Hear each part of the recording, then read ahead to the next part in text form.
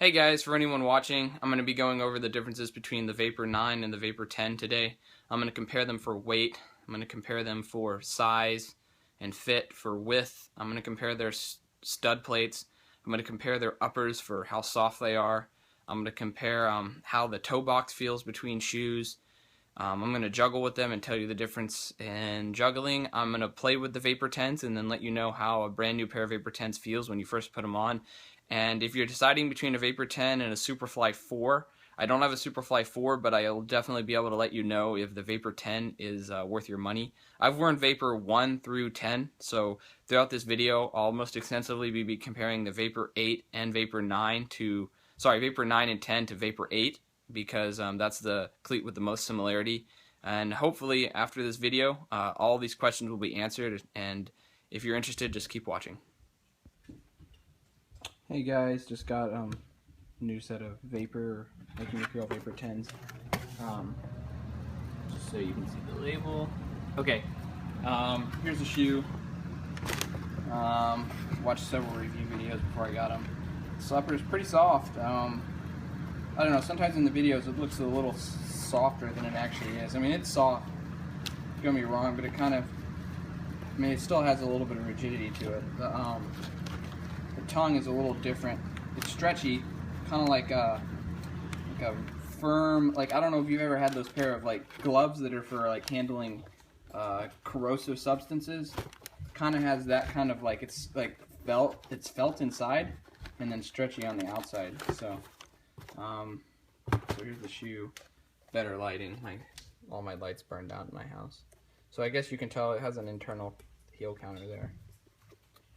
And there it is. It's upside down now, but you can see the let me zoom focus it here. You can see the dimpled surface. And I'm gonna go weigh it now. Okay. So this is the scale. I've tared it at 0. This is for mailing packages, so it's not super sensitive, but it definitely goes down to the the 10th digit on of an ounce. So here it goes. So these are weighing in exactly 6.0 ounces. They are the size 8, men's 8. So that's pretty damn light. I have a pair of size 8 Vapor 9s. Let me get them and I'll wear them. I'll compare them to the Vapor 10 in weight. Okay, here's my box for Vapor 9s, brand new in box, men's 8, Vapor 9. Take them out over here to the light and show you guys what they look like in the light. So here's a brand new pair of Vapor 9, size 8, men's size 8. They're pretty soft actually. In some ways, the upper is thicker than the Vapor 10, but it may almost have more of a pillowy feel to it, like a squishy feel, whereas the Vapor 10 has kind of like a water balloon, kind of a little bit more of a rubbery feel to it. I don't want to say this one's not rubbery, but this one definitely, when you press into it, it's actually a little easier to press into it. So there's the stud plate. I'm going to go weigh it now and compare it to the Vapor 10 in weight. Okay, so this is the postal scale again. So here's Vapor 9, brand new, men's size 8. It's weighing in at 6.6 ounces. And then in comparison, we'll add the Vapor 10. And there's the Vapor 10 weighing in at 6.0 ounces. So it's 0.6 ounces different. It's pretty substantial. So I was kind of comparing them and just feeling them for weight. So here's the Vapor 10. It's pretty balanced as far as the upper. If I go like this, I don't feel like it's working this way or this way at all. So the upper and the stud plate have a pretty good balance. If you look at the Vapor 9, it's very similar balance. So I would say that the upper on the Vapor 9 is probably a little heavier than the Vapor 10, and as well as the stud plate being just slightly heavier. So maybe if you want to look at that 0.6 ounce difference, it's probably 0.3 from the upper and probably 0.3 from the stud plate, because it's pretty hard to tell. It's not like the upper on the shoe is substantially heavier or the stud plate substantially heavier when you when you check it, when you feel it for balance. So I'm only holding it right here in the middle. I'm seeing if it wants to torque this way or this way. It's pretty balanced. So yeah, so I think overall Nike's just shaved off a little weight for both the upper and the stud plate on the Vapor 10. So there they are, both weighing in at 12.6. So okay, that's it. Okay, so I just wanted to compare fit. So this is the Vapor 10, size 8, men's size 8. You can see my toe there.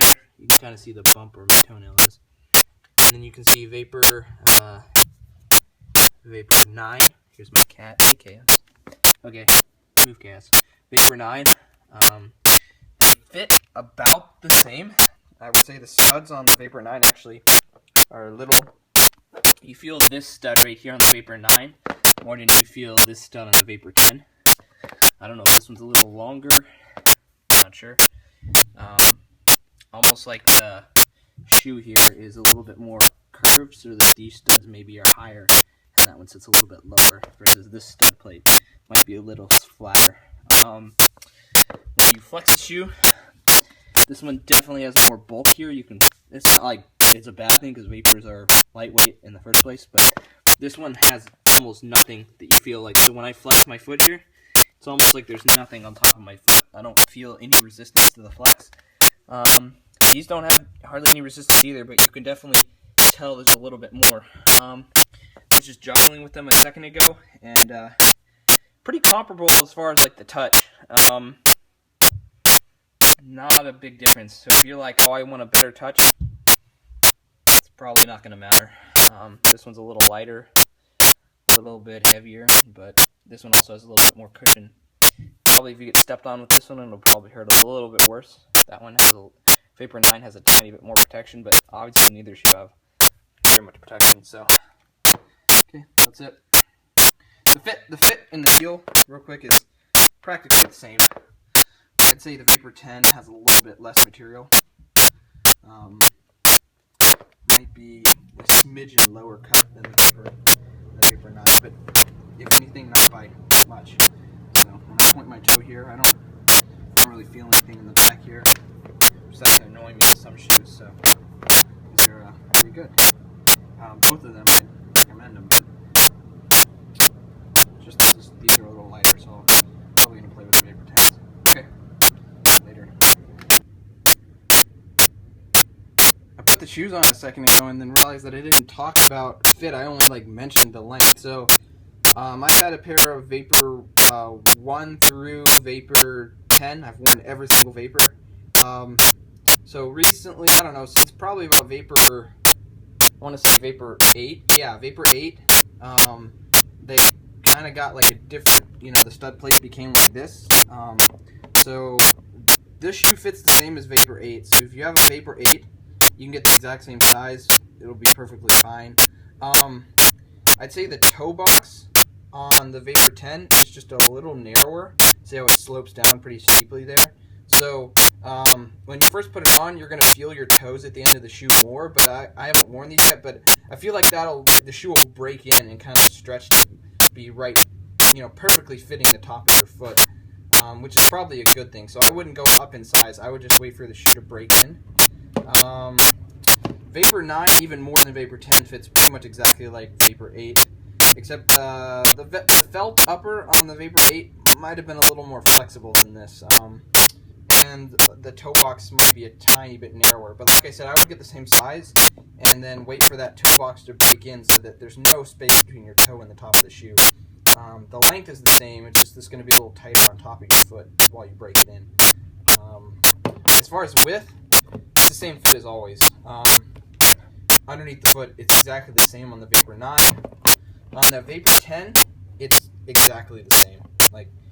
You would be hard-pressed to find a difference in the width right here compared to Vapor 8, or 9, or 10. They all are pretty much exactly the same. In fact, I almost feel like if I pulled this insert out and stuck it in the shoe, you couldn't even tell the difference.